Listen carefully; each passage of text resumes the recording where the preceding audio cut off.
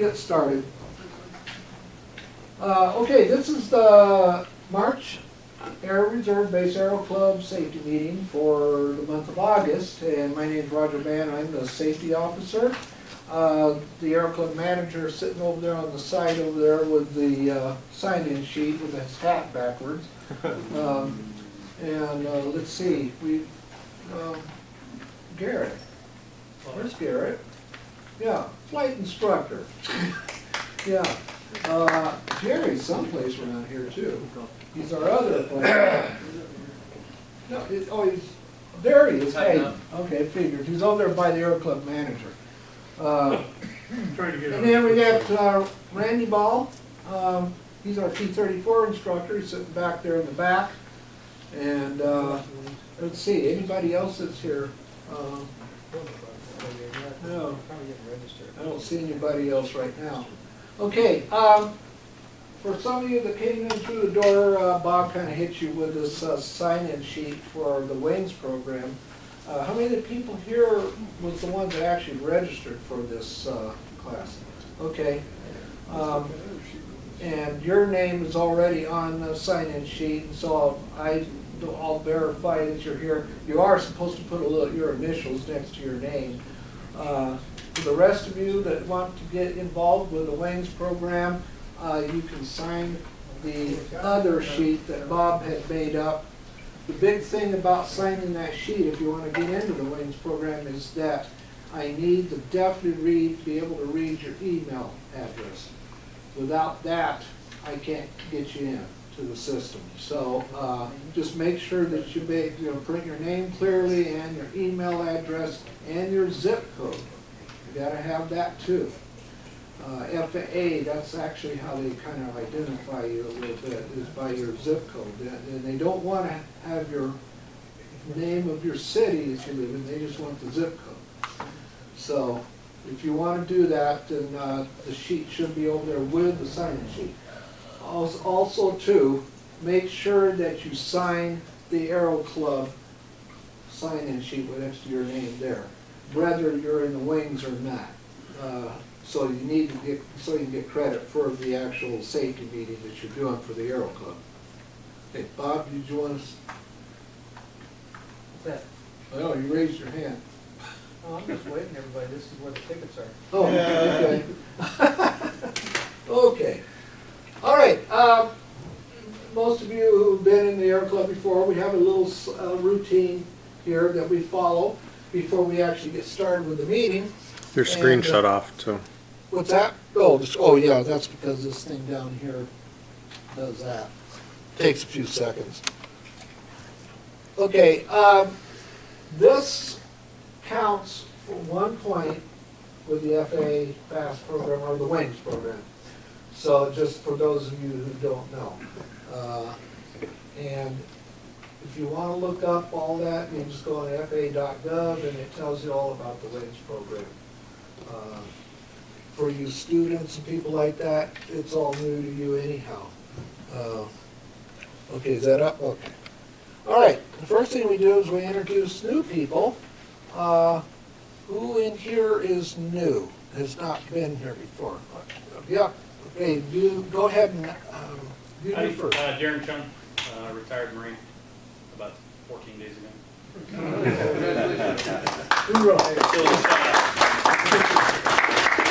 You notice where he came, to an Air Force base. My name is Martin Strauss, retired boom operator, 30 years Air Force. Okay, all right. Are you here with Carlton? Yeah. I have a flight with you on Thursday. All right, perfect. All right, welcome. Welcome to the Aero Club. What's nice about the Aero Club is the variety of people that we have here. We have everybody with every kind of background you can think of. Unlike an FBO, this thing here, we get people that goes from everything in the whole world, you know, from F-18s, F-15s to C-141s. What's a C-141? Oh, yeah, I flew on those. We even used to have an SR-71 pilot in here one time many years ago. He's long since left now. But what's neat about it is that you get to have that camaraderie with these people and just glean from their experience. That's the neat thing about that. It's really a very, what do you call it, variety of people. Okay, anybody else that's new? No. I'm Christian Amescla. I'm over at the Aero Squadron down the street here, or a couple buildings over. Been here about 10 years. Just started flying. Okay, welcome. Now, we need a medevac person in the club, so. I'm your man. Well, that just might, Okay, anybody else? APCs. Yeah. All right, I'm Mara Ignacio, I work in the AAP building at New Flying. new to flying, good. We want to see that. Anybody else? I'm new. I've never done this before, so, yeah, and if you believe that. Okay, anybody, this includes people, new pilot ratings, or even if you soloed for the first time. This includes military, doesn't matter, isn't just general aviation or aero club. Like that. Must be important. A couple months back, we had a few guys qualify in formation flying. So, anything. So, Garrett, you raised your hand. Well, we had David just get his license, but he's not here. I know, he's not here. None of my others, apparently none of my students decided to show up, so. I know, I've been meaning to talk to you Some about of them, that. some, freely. And Yeah, then we had Paul Witt just solo last Thursday? I think it was last Thursday, or was it Thursday or Wednesday? Monday. I don't know the Yeah, date. because I was here, so, Yeah. yeah, okay. And let's see, anybody, we got, anybody else? Anybody, okay, have anybody gotten violated by the FAA? I mean, that's something to talk about. The whole idea of a safety medium is to share things, to share with other people so that it helps others to either not get into trouble or how to get out of trouble or whatever, That's the whole idea. Have they since privatized the FAA? Like, I know there was Oh, something no, last month we that's a talked big about. process thing. Okay. Yeah, that's a big political game that's gonna be played for a while. Mhm. And, that's, yeah. You don't wanna hear about the bad side of that, you wanna hear the good side, so. Okay, let's see. Okay, I think we hit everybody. Okay, experiences. This is just where you tell a little bit of something that might, you had a little exciting experience here. And again, this can be military. It doesn't have to be just the Aero Club. Even with the Civil Air Patrol, they count too. Since half the room in here is Civil Air Patrol.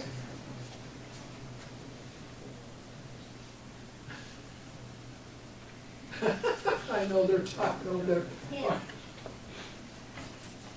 Okay, anybody gonna My say? experiences, I'm not going to speak at the meetings anymore. Okay. So that's- Yeah, Thanks. yeah, just keep your mouth shut. Okay, okay, nobody else? I thought we had some guys had some experience. This includes even if you're an airline pilot, you lost a couple of passengers out the back or something. Bob could talk about that story. Okay, we'll move on. We are going to be crunched on time tonight, since this is going to be a little more to it. Okay, we're going to talk to Bob, which is the chief, or the Aero Club. Whoops, no, he's not the chief pilot. He's the manager. This is still left over from when our chief pilot did talk. Tonight we're going to talk about risk management. Okay, Mr. Robert Pierce, it's your turn. Hang on here, I gotta give out the tickets. Oh, good What's the grief. next one? Don't joke, Robbie. Huh.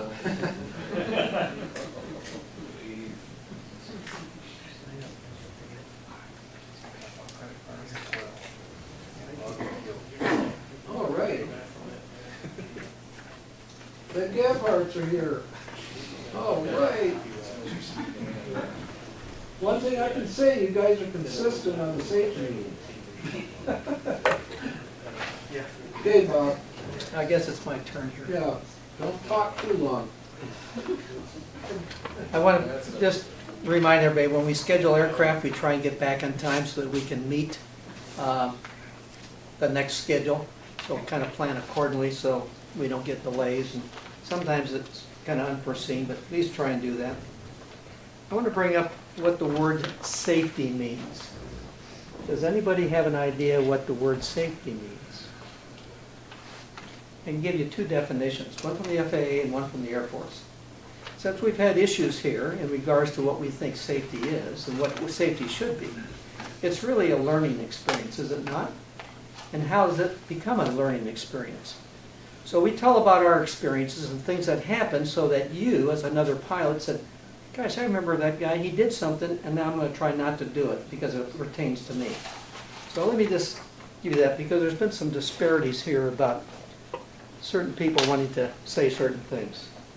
In aviation system, safety is a term for encompassing the theory, investigation, and categorization of flight failures and the prevention of such failures through regulation, education, and training. And it can also be applied to safety for air travel. So that comes from the FAA, which is really a learning process. Learning process for everybody, and that's why we're here this evening. Under the Air Force safety issue and definition, it says the programs, RM activities, organizational and cultural values dedicated to preventing injuries and accidental loss of human and material resources and to protect the environment from the damaging effects of DoD mishaps. So we're going to learn from all of this in regards to what happens. So don't be afraid to come up and speak about an issue that may have pertained to you and the correction that you found to prevent it for the next time so that we can all learn. Even though we may hear something from the back room or somewhere over there, let's just take and push that aside and keep looking at it as a safety issue. And we experienced that last month with an issue. Don't forget cleaning the aircraft. The 182, we got new paint on it, keep the bugs off. On the T-41As, don't forget to wipe the bellies down. We get a little bit of oil because we have a hard time getting oil into the oil spout. Or we forgot to take a rag and wipe off the stick as we pull it out to get a good reading. We put it back in and it drips back off and it gets in the belly. So try and help us out by keeping the aircraft clean. For credit cards on the intro flights, don't forget we need that 3-digit code. And in some cases we get in a hurry on those intro flights, we forget about the 3-digit code. Do that. And on the Connex, when the oil gets down to a few quarts, be sure and notify the club. I was notified today that we only have 2 quarts of 2050. And does everybody know what 2050 goes in? What aircraft? Anybody know what aircraft we're using 2050 in? 986. What is that? 57 and 986. That's right. The 182 right now and 57ZZ. How about the 100 weight? All of the other aircraft except for one, and that's 5.6. And what are we using in 5.6 presently? Mineral oil. The only place you're going to find mineral oil, because people get mixed up on the container identification, is you're going to look in the cubby hole in the cargo bay for the 5.6, and there should be 2 or 3 quarts in the back. If it gets down to 1 quart for 5.6 because we're burning in the engine, then come into the Aero Club, we'll get some more oil for mineral oil, and that will be up for at least 25 hours and maybe a little bit longer. What we want to do is set those rings in there so we have a good running engine. And believe it or not, that's all I got for tonight. Thanks, Bob. If you haven't signed in, we need to have you sign in, and we need to have you sign in. And if you want wings, sign on the wings program, and I'll give you a ticket. That really is Bob flying that airplane up there. Yeah, that's his airplane. Not really, but he owns a Bonanza A36. So. Okay. Risk management. What do you think about that? Those 2 airplanes there? 2 of them. Yeah. The one that went upside down, I believe the pilot did not make it. The one on the left, the one closest to us, the pilot did survive because the airplane never did go more than where you see it there. It went on its nose and slid on its nose. So that was kind of a bad situation.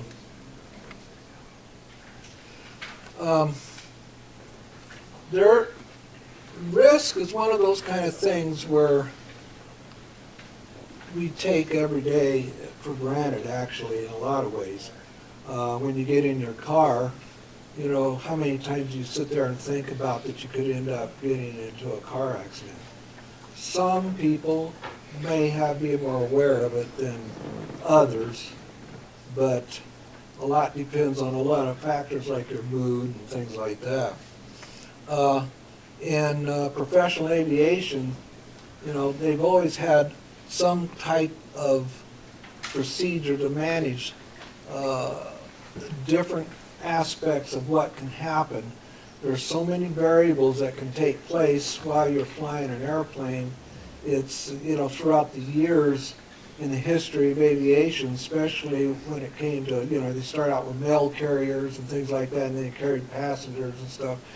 And there was just so many things that, you know, variables out there that a lot of airplanes crashed, a lot of people died, a lot of people were injured throughout the years, and a lot of it was just kind of like a trial and error in a lot of ways.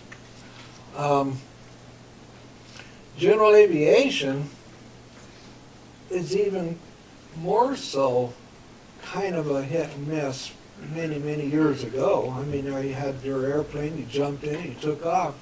Back then it was the Civil Aeronautics Board before the FAA. Actually, the FAA is what is a result of the Civil Aeronautics Board. And a lot of your pilots, you know, a lot of them didn't even learn how to fly except when they got into the airplane and took off and flew. The military, they used to teach their pilots in World War I especially out of the airplane. And they would get up there and a lot of students died. As a matter of fact, they lost more students than they did people in the war. So there was just a lot of things that took place. Poor decision making is the root cause for many of the accidents that take place today. Good decision making is what they're trying to get at. Risk management is basically what we're talking about here.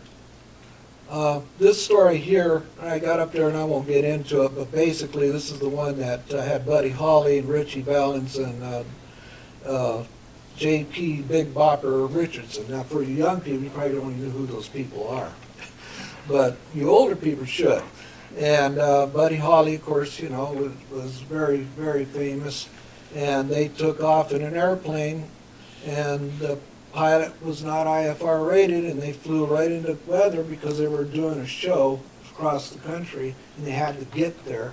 And basically, they crashed and killed all of them. And they even wrote a song about it. The other one that's famous, in 1999, Piper Saratoga, one pilot not IFR rated again. It was at night, had weather, it was over water. And of course that was John F. Kennedy Jr. It still happens even today, you know, no matter what. You always read in the newspaper somebody trying to circumvent, especially the weather. And we even had a Learjet crash on a mountain next to where I live, and it was the only mountain out there, but he was trying to go under the fog. How many of you knew that it was fog here this morning? You know, it was a fog like that, and he didn't want to go IFR from Palm Springs. He didn't want to take the time to fly IFR and what it takes to do it. He just wanted to get, I think it was Chino, I think is where he was going. And he took off trying to fly under the clouds and went right into a mountainside. You know, and it was avoidable. That's the thing about that. some thoughts about compliance with the regulations. You can be within the regulations, but still not safe. And case in point right here is, fly once every 85 days. Some people can do it, no problem. Others, maybe not. I know Bob keeps his eye on the computer sometimes and sees who is taking an airplane. It's a lot depends on just your background. Also, by the same token, it's possible to conduct safe operations and not be in compliance with the regulation. In other words, fly over 90 days. Again, you could fly over 90 days, and for some pilots, it's no problem. It may not have a problem at all. The big thing about risk and risk management is sense or common sense. Basically, it's common sense. I mean, use your head. And we'll follow up on a lot of these accidents that you find that take place. Oftentimes that's the case, that there was not any thinking through the process. A process that dictates I am going to fly with the crosswinds in excess of the aircraft limits. This guy here, member of the club, he looked at the winds where he was at, which was in New Mexico, and he thought, oh yeah, the winds are blowing 35 knots down the runway. No problem. It's the same runway I take off on, so it shouldn't be a problem. The one thing about it is he forgot and didn't think about the fact that you've got the taxi out to that runway. So that's what happened right there. 3-5 Foxtrot. And his right wing just started lifting when he turned the 90 degrees and he was getting on the runway. And, there's a lot of things that he could have done, but he hit the brakes. And of course, with a tricycle gear airplane, that's what happened. He decided to just hit the brakes. I don't know. My personal opinion, if I had even been in that situation, I would have hit the power and let the airplane weather vane into the wind. But so. Screen shut off again. What's that? Screen shut off Oh, again. gee, okay. The last meeting, this thing wasn't shutting off as much. Now it's shutting off all the time. So it was fun for me to go out there as a safety officer and investigate the accident. Okay, risk. What are your risks? What risk are you willing to take to fly? How important is your flight? Is it a life or death situation, or is it just for sightseeing tour? How do you measure the risk with the level of importance that you need to fly? That's the thing you need to think about. Everything you do has some risk, and of course, I talked about that earlier. Eating, a restaurant. If you ate at a restaurant tonight, we ate at a nice restaurant tonight. Randy and Jerry and Bob, we're still here, but we did take a risk. Flying is a risk, and determining what risk level you are willing to take makes a major role. Before you go, this is the time you want to sit down and think about what it is that you're going to be going, because don't wait until you're in the airplane and you have an emergency situation and you're under pressure. People tend to not think as well that way. The best time is to try to plan for it ahead of time. If conditions were really bad all the time or really good all the time, it'd be great. But everybody knows here that that's not the case. And then, of course, you got time, money, emotions, and commitments, and obligations, and things like that. Okay, I got to get their itis. Believe it or not, some of the safety stuff I've read, that's a pretty high on the list. Even in the Air Force. I don't know how many military pilots, but I know in the 141, we've actually had pilots wanting to get back now. And Fortunately, we had crew resource management where the crew felt uncomfortable with that. The big thing, and in that second paragraph, or the third paragraph up there, is that psychologists will tell you what you tell yourself plays a major role in the things you do and the way you think. Give yourself permission to not fly. Do that as something that, before you even start to go on anything. You know, you're going to go on a big trip. And, you know, if you give yourself permission, okay, I permit myself to not fly. And believe it or not, psychologists will tell you it makes a difference. I have seen people do that. I've seen people do that just to drive a car somewhere. Always have a backup plan. And I think that the old saying is, you know, if you always give yourself a way out, no, I said it backwards. In aviation, you should always have an alternate plan, always. Because in aviation, the weather especially, but there's many, many factors that can happen. The Air Force used to always tell us whenever we go out someplace and fly, always plan on the fact that you're not going to be home on time.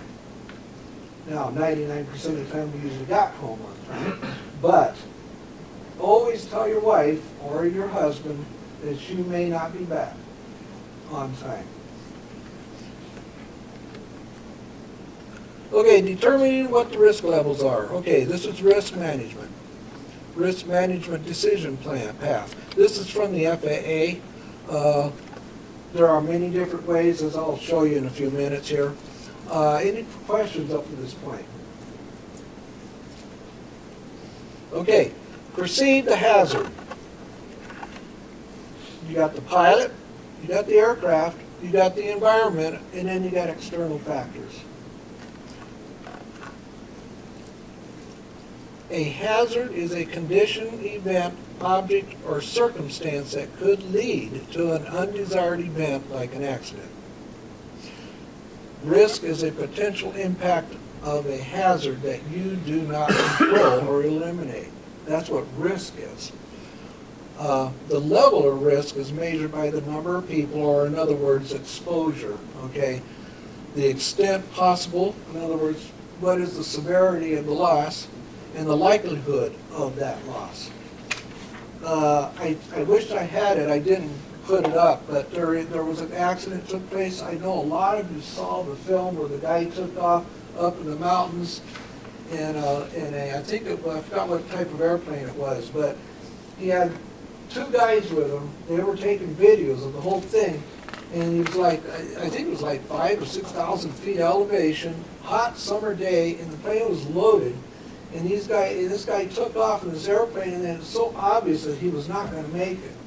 And he just kept trying to keep the airplane flying. The problem is that on the other side of the meadow that they were at was a bunch of trees. And the whole video, it shows the whole accident. And you're like sitting there going, you know, reject, stop, get the plane down, you know? And you're like going, what in the world? Why is he just, you know, he's not doing anything about it. The likelihood on that one was pretty high, really high. There is a matrix for this. I'll show you in a couple of minutes. What to look at: the pilot experience, its currency, the condition of the aircraft, the performance of the aircraft, fuel environment, weather and terrain, external pressures, appointments. In other words, am I telling you you better get the airplane back, I'm going to charge you more money, things like that. Okay, the next step is the process of those risks or those hazards. Okay, you assess the consequences. What are the consequences if you run into that mountain out here? You know, what are the alternatives? Well, you know, maybe you just may not fly at all. Carolyn came in this morning to fly. She looked at the weather. She looked at the weather on the computer, and she decided to not fly. Good decision. Maybe another pilot wouldn't have done that, although it would have been stupid, because the clouds were below the pattern altitude. So Carolyn made the right decision. She made that decision. Reality. This is one of those things you could literally spend a whole meeting on. You know, you have a lot of people that think that they're F-18 pilots. You know, they think they can do anything, really, especially if you have an airplane. Hey, I got anti-ice on my airplane. Wow, that's really neat.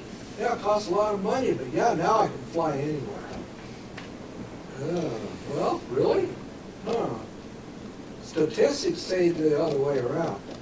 A lot of people that have anti-ice on their airplane end up crashing because the anti-ice doesn't get you out of all situations. External factors, again, there may be factors that you can, get rid of. I mean, you got your house, you got your home, you got your bills, you got a lot of that stuff. Those are things you want to process the risk level, but you want to assess that. Wow, I just got a divorce. Do you really want to go out and fly the next day? Now, yeah, the movies will have the guy going to fly to get away from it all. Well, I guess that can be true. I do know a guy that did that, and he did fine, but he was very distraught about the fact that he had a divorce. But the way he relieved that tension of the divorce, he flew an airplane. So for some people, that might be great. For somebody else, you may not want to do that. Okay, consequences posed by each hazard. You want to look at that. Alternatives to eliminate the hazards. You want to avoid wishful thinking, like I talked about. External pressures, get home-itis. Okay, the third one, perform risk management. This is where you actually do something about it. Okay, you can, like my friend, he used to fly at night a lot for meetings for his business. He never flew by himself at nighttime. He literally transferred the hazard to having it with somebody else there. He always took an instructor. Now, he had the money to do that because his business was very lucrative, but he always had an instructor with him, and then he paid for that instructor's flight on a commercial airliner back home again. But he never flew by himself at nighttime. Eliminate the risk. Sometimes you can, sometimes you can't. If you can eliminate it, do. Get rid of it. If you can't eliminate it, then you need to measure just how important your flight is. And again, it goes right back. Is this just a pleasure flight, or is this something that really is a life and death situation? You can accept the hazard, and again, it's the same thing. What level is this hazard? If you're going to fly over mountains in the middle of the night that are 10,000 feet high in your Cessna 172, I'm not sure if that would be a good one or not. I'm not so sure I want to accept that. Mitigate.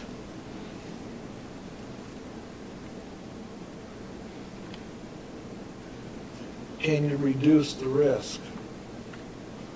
There's a,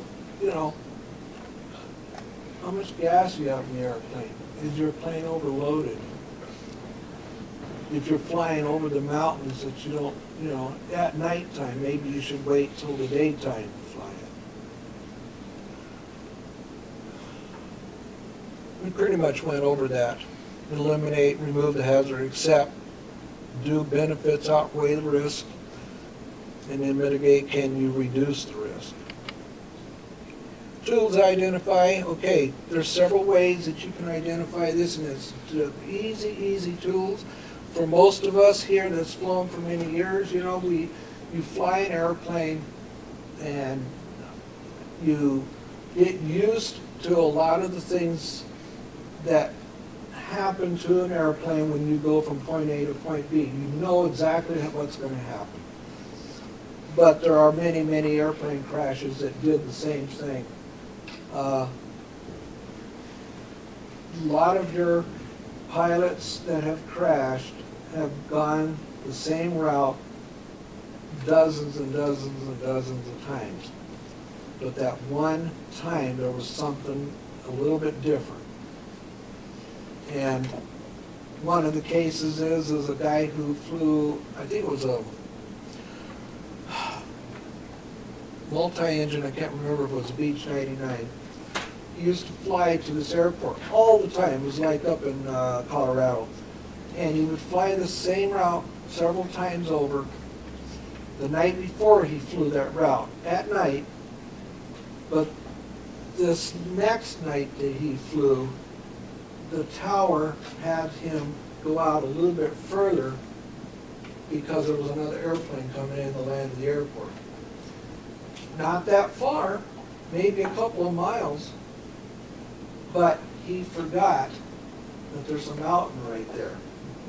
And it was New Mexico, that's what it was. And when he turned, he was 2 miles out further.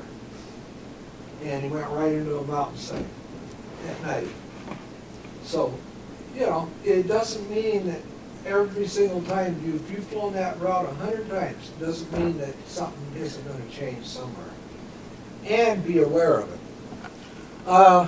The PAVE method, pilot, aircraft, environment, and external pressures. That's what it stands for. And then I'm safe method. I know we've been through this stuff before here in this meeting. Illness, medication, stress, alcohol, fatigue, and emotion. Illness, the pilot. Use of medication, stress, fatigue, lack of currency, have not flown for several weeks. Aircraft. Are you flying the airplane for the first time? I remember when I was flying a 172 and the 172 was not available.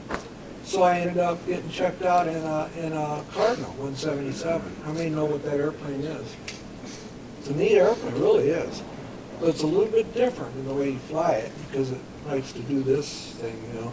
And there were some other little quirks about it. Now this was the older models. So, you know, but because it was a little bit different than what I was used to, you know, I had to be a little extra cautious about it. Okay, environment. Are you familiar with the airport you're going to? Take that in consideration. Is the terrain different? Or is there a volcano exploding going to where you're going? Mount St. Helens, we actually ran into that problem with the Air Force plane. It blew the day we were flying too. Pressures, external pressures, must meet deadlines. Pressure from passengers. You got a passenger back there screaming at you, hey, you know, we're all going to die. Outside pressure, I got to get there. The airplane is on the schedule for tomorrow and Roger will charge me if I don't get back. Yes, yes I will. Everybody else flies there. What will I think, what would everyone think if I don't land there? I know I've seen that in the military. I've done this before, okay? Just like I was same route. I flew that route 100 times. Your instructor, John, which is not here, I was going to pick on Garrett, but says, oh, don't worry about it. Now I can show you how to land in 80-mile-an-hour winds. That's not really a good thing. U.S. Air Force and Civil Air Patrol have been using risk management matrix for many, many years. The CRM is used for the Air Force and the military. Civil Air Patrol uses operational resource management. They took the crew out because some ground people in the Civil Air Patrol kind of got offended that, you know, everything was aimed towards the crew. So they changed it to operational resource management. But it's the same stuff, the same thing we use. And there, in the Civil Air Patrol, it's also the ground crews. They also use this stuff. In general aviation, most crews, it's one person. However, FAA and the AOPA have excellent resources. FAA and AOPA has come out with a single pilot CRM. You are a crew, even though you're one person. They do have a matrix made up now and a course that you can take for one pilot operation for a crew. Risk management. There are many places you can go. The best one is the Risk Management Handbook. They don't call it 8083-2 anymore. It's just plain called Risk Management Handbook. There is a Change 1. It just came out a couple of months ago. You can go on the FAA.gov site and you can actually download it on your computer. Don't go someplace and try to buy it. We'll sell it to you if you want to, but you can get it for free on the line. Of course, you got to use all your paper to print it out. Risk management has been a long time too, for commercial military aviation, and it can be for general aviation also. This is that matrix I was kind of telling you about. There's the, what is the severity up there in the top middle? You got the severity, which is catastrophic, critical, marginal, and negligible. And then you got the likelihood of that happening. It's probable, obviously, occasional, or remote, or improbable.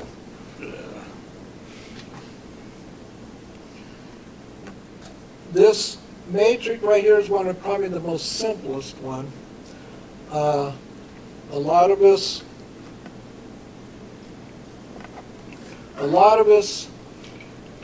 can do this probably in your head more than anything.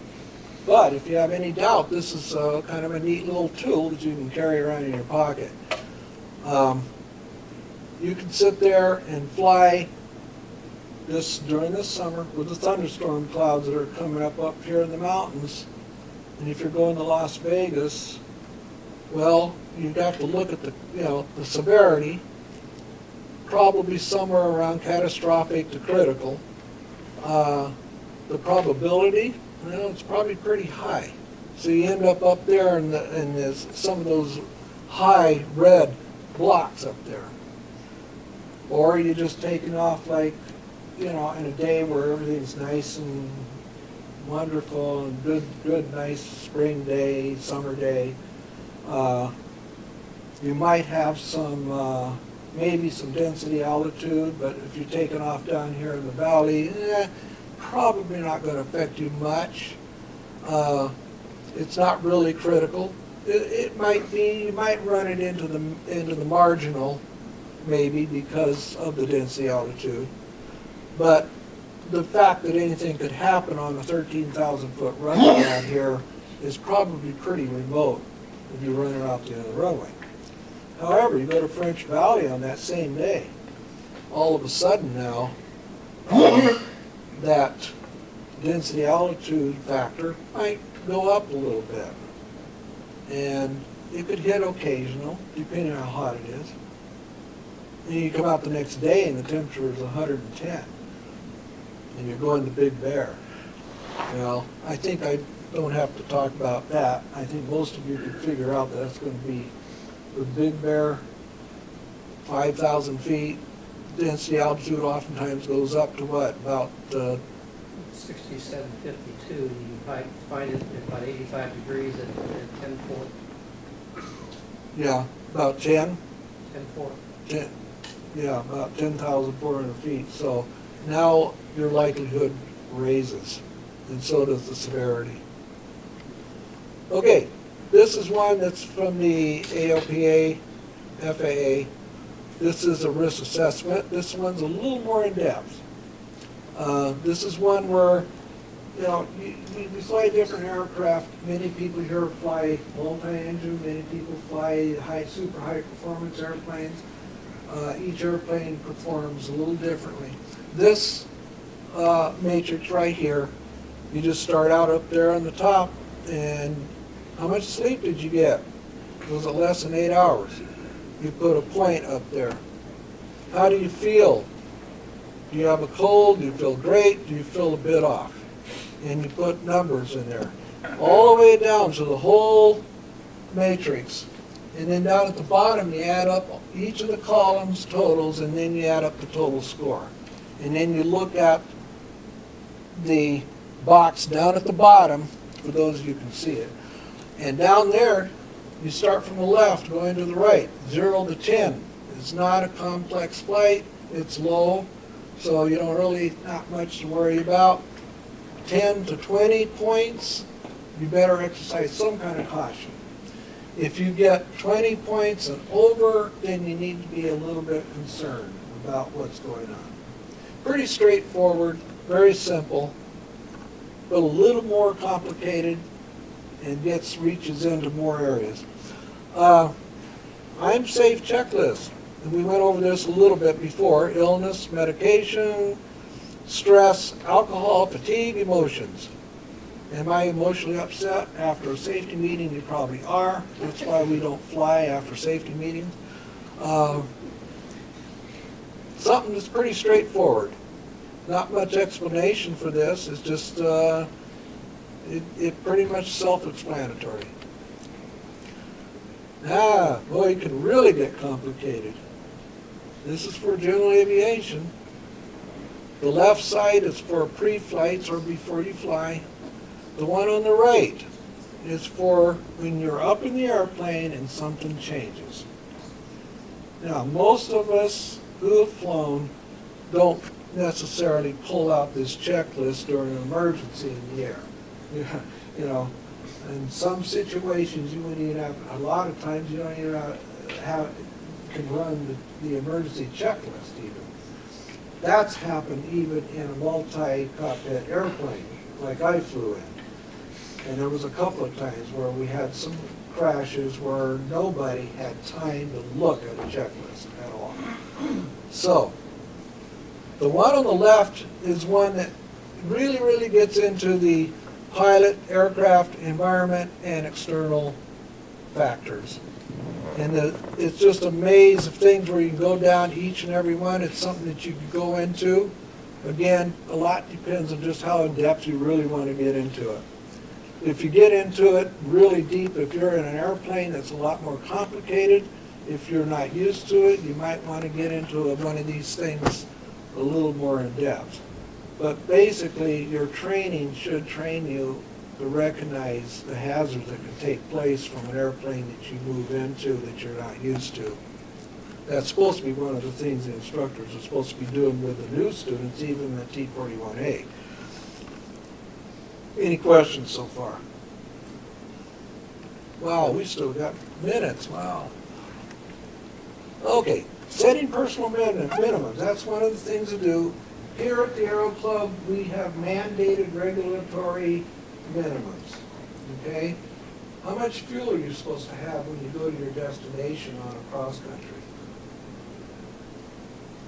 It's in the SOPs. 2 hours. Yeah. So, Day or night. yeah, Randy? 1 hour, yeah. You need 1 hour of fuel when you land. Okay? FAA just says 30 minutes. But Aero Club, by Air Force regulation, says 1 hour. It's also true with the Air Force airplanes too. So, setting your own personal minimums, you always want to make it more restrictive than what the regulations say. But if you don't feel comfortable about a certain situation and it exceeds your personal expectations or your personal SOPs, standard operating procedures, then don't fly.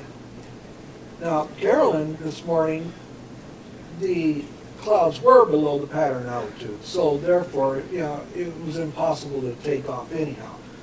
But, you know, anybody that has a personal standard, because of their limitations maybe, you know, if you don't feel comfortable with a 5-knot crosswind, don't let anybody try to ridicule that you do that at all, okay? That's one thing that sometimes people get intimidated. Well, gosh, everybody else is doing it this way. Well, so what? You know, you're supposed to be having fun. It's not a job that you're doing here, except for Garrett. But it is fun, and that's what you're supposed to be having. Okay? Any questions on that? Okay. Those are the personal minimums chart that you could go through. There's all kinds of helps here too. That risk management book that the FAA publishes, they have a whole bunch of little things in there in great detail. Okay, risk management, this is just basically talking about what we just did talk about. It gives you ideas and little tidbits of information as to what to look for and how to manage your risks. And you can do studies, like it says, perform map studies of your intended route. Well, you know, most of you should be doing that anyhow. You know, Rich Martindale's going to be doing a cross-country here coming up. And he's done the planning for it. And for those of you who don't know, if you are going to be gone overnight, you're supposed to send us your planned route 4 business days, I believe it is, before you go on the flight. Rich has done so, and he's also given his flight plan and everything.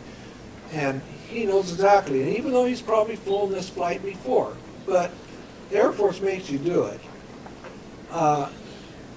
Again, it's that same old thing. You may have flown that route 1,000 times, but you never know, something can change unless you're so totally familiar with it. What kind of passengers are you taking? You know, is it going to be somebody that's afraid of flying? You might want to take that consideration. Believe me, it's happened. Are you going to take an animal with you? Yeah. Your dog, your cat. I mean, you've taken a cat in an airplane. It has happened. Okay. Any questions on this? Okay. Real quick, there's some scenarios that they do give, and it's just examples of just gives you to think a little bit about the flight that's going on here. In this particular scenario, and we'll be done after this, it's early October, and you have 135 hours in your logbook, and it's your first long cross country, and you just got your license last summer. Actually, that fits a few people here. It will also be your longest trip. It'll be 700 miles. You just took a 150-mile cross country 2 weeks ago. You recently asked your instructor to help you make a personal SOP, which you've done, that personal limitations, and you set up a fuel reserve of 1 hour when you get your destination, which happens to be the Aero Club's rule too. If you go at night, an hour and a half.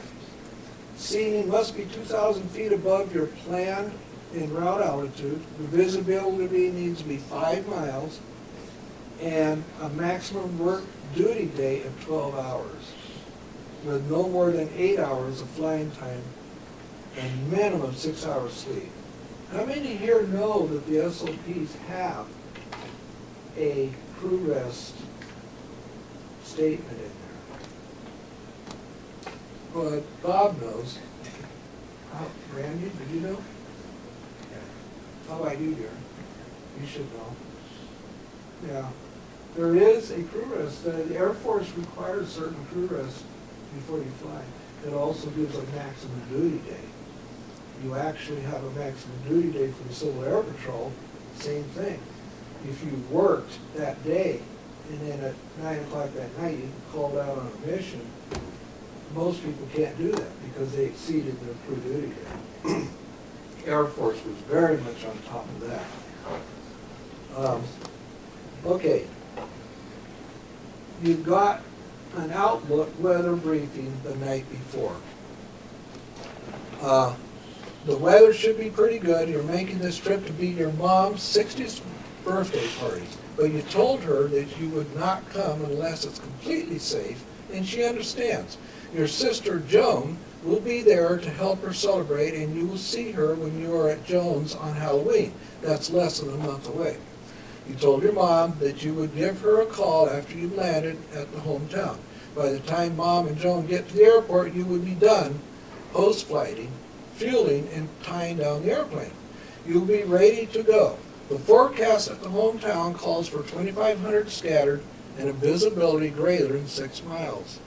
The weather briefer told you that the minimum conditions en route would be 6,500 broken and 5 miles visibility. You are planning to cruise at 4,500 feet, but you could go lower except for the 100-mile section over the hills. Allowing for fuel and the sandwich shop, you should get there about 4 o'clock p.m. You're going to land 1 hour and 20 minutes of fuel, and then you refuel, and you get your destination 1 hour and 10 minutes left of your destination. Unfortunately, the airplane you are most comfortable with is not available, so therefore you're going to be flying another airplane that's equivalent to the airplane that you're used to. However, the radios and everything are a different brand name than the radios that are in the original airplanes you're used to.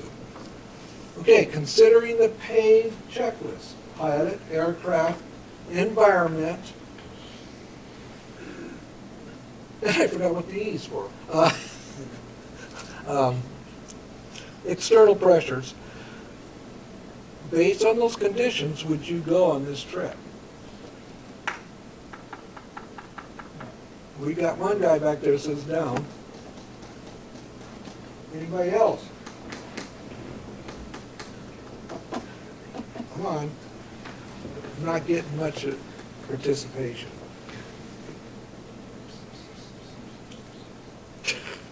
Yeah, somebody else says down. Huh. Okay. Well, let's see what they came out with. The only marginal paid checklist item that's marginal is the environment. At a cruising altitude of 4,500 feet, which is required to go over the hills, the forecast en route ceiling is 6,500, exactly equals the pilot's personal minimum, 2,000 feet above his cruising altitude, exactly, right on his minimums. Likewise, the forecast en route visibility of 5 miles exactly equals the pilot's personal minimums. So what does that mean? It means he has no margin for any kind of change in the weather, right? Let's see what they say. Paved checklist items that are not marginal is the pilot feels well, he's satisfactorily completed the I'm safe checklist, you have recently completed your check ride, so you have 135 hours, you have also flown a cross-country flight within the last 2 weeks. So you're qualified in the airplane. The airplane has the same model. No change. The only change is that the radios are different brand. Okay, so that really doesn't play into the factor at all. Because you have to still get checked out in the airplane, so you should be able to learn that just from your instructor. External pressures, you have worked out. You notice that he called his mom, his sister, everybody in the family and told them exactly what's going to happen. So there was no worry, oh, is somebody going to show up at the airport to pick me up or something like that. So he took care of the external factors. So the go, no-go decision, following review of the paid checklist, they say go. So you two people that went like that are wrong. You never won. You're always conservative. No, well, that's the point. Are they wrong because they said no? No, no, that would be their preference not to go with this. Okay, and I'm not gonna go through the other scenarios, otherwise we'll be here for another, and it's exactly 8 o'clock. Okay, let's see, okay, we did that. Okay, safety triangle, that's what it looks like. Discipline, training, which is Garrett and Jerry and Randy. Currency, that's you. That's you. Yeah, currency. Discipline, that's you.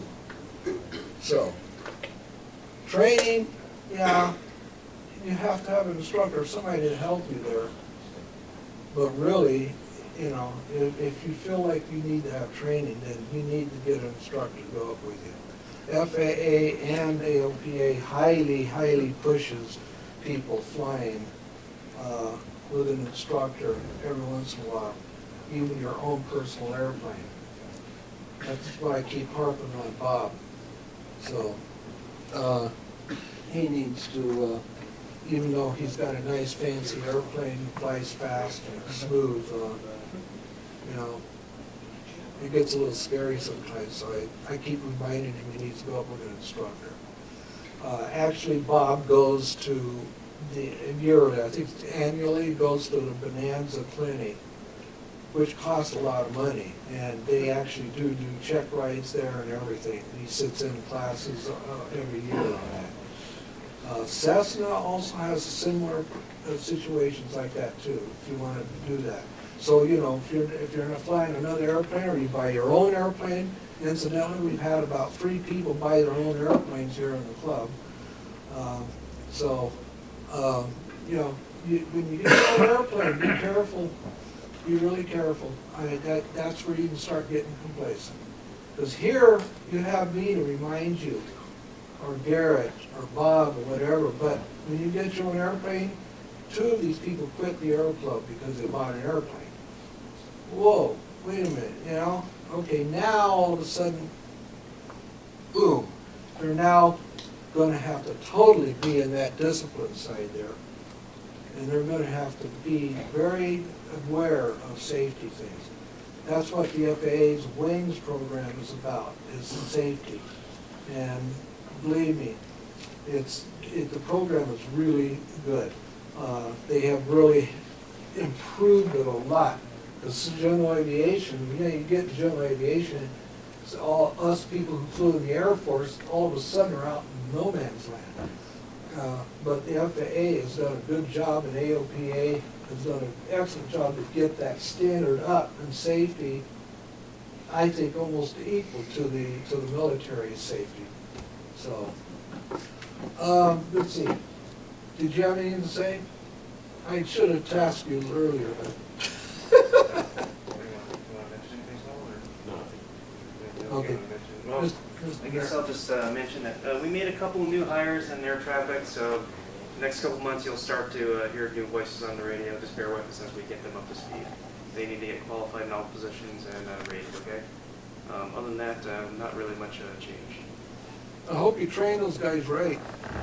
Oh no, they're always born ready, so. Yeah, yeah. Every time you get a new person, then, you know, Garrett comes in all frustrated and goes, ah, those guys didn't know what they were doing out there. Hey, great to see. Just a quick question. Did a checkout today on the 182. There's a female controller up there that talks really fast. So if there's any way to get some feedback to her, like slow down a little bit. Got it. I got taxi instructions to the runway and a squawk in about a second. And it's my first time flying out of the airplane. Okay. Maybe just have them slow down and enunciate a little bit. That would be helpful. Okay, we'll cut her subscription to Monster, you know. Yeah. Okay, now comes the fun part, why we kept you here. Bob, does everybody who's a member have We'll find out. tickets? Question. Yeah. Have we got a copy of the new ops manual yet available? The airfield obstruction? Huh? Airfield instructions, is that what Yeah. you're looking at? Well, I've copied off what all pertains to the Aero Club. That's been on that, Is on the website? no, well, it's not on the website. Can we get an electronic version so we can get access to it and really look at it? Yeah, that's fine. That's fine. We'll work on That'd it. be good. I mean, I kind of want to make sure I'm at the right altitude and saying the right words. I can't remember, so it's so flat top, and I'm having trouble with that. Write them down. You know, we had to change all the names to confuse the friendlies. Yeah, the new checklists have all been corrected, Yeah. and so we've included Three Sisters and Rock Springs, the big M. Yep. And then on the east Altitudes, side, altitudes on the east for side, initial it's, and all that kind of Ridgecrest. stuff. The controller was real nice today. He said, "We don't have any traffic in the area, altitude, your discretion." Thank you, Lord. And actually, you understand that when you leave the traffic pattern and leave here, to climb above 2,500 feet, you should call the tower and ask for Yep. a And release. I do that. A lot of people try and climb up above that, but you're still in a controlled area, and you still are controlled at that altitude. So when I leave here and go to Redlands, I just say, can you release the 2,500 foot? I want to climb to 3,500 foot to get across the hill here to go to Redlands. And it's always easy, yeah, go ahead. That's what I do. I said, Yeah. "Please, can I delete the 2,500 foot restriction?" They say, "Piece of Yep. cake." Sure. But So we need to know that stuff. We need to, it can't be word of mouth. We need to have some stuff written down so we can sit there and study it and make sure we got it down. well, it's not really written because they have to If hold you it to know the there's a thing. 2,500 foot restriction, then you can ask for the deletion. That's all I'm asking, is just get the word out so we know that everybody knows the 2,500 foot restriction exists, what altitude they want us to come in at, and all that kind of stuff. That's on that sheet up there by the That's what I'm saying. FTP. It's about 4 sheets in there. Okay. Okay, every Aero Club member have I would have a ticket? question, I have a comment. Yeah, George. Those who don't know me, my name is Watson, George Watson, AKA Jim Sanders. I want to thank everybody for all the best wishes that was sent during my surgery. I had the triple bypass, and it was a rough couple of weeks there, and I appreciate all the best wishes from the Aero Club. And I'm back to work now, and looks like things are going to be okay. I really appreciate it. We love you, George.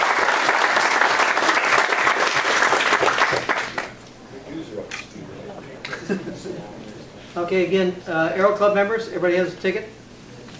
Okay. Ready for the thing. Does everybody know what we're wrapping away tonight? Yeah. I'm riding my bonanza. No, Oh. I get to keep the headset.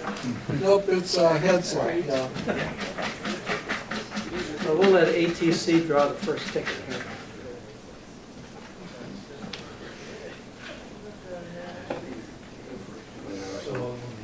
Okay, ticket number is 2907. Oh, sweet. Oh, Oh, jeez.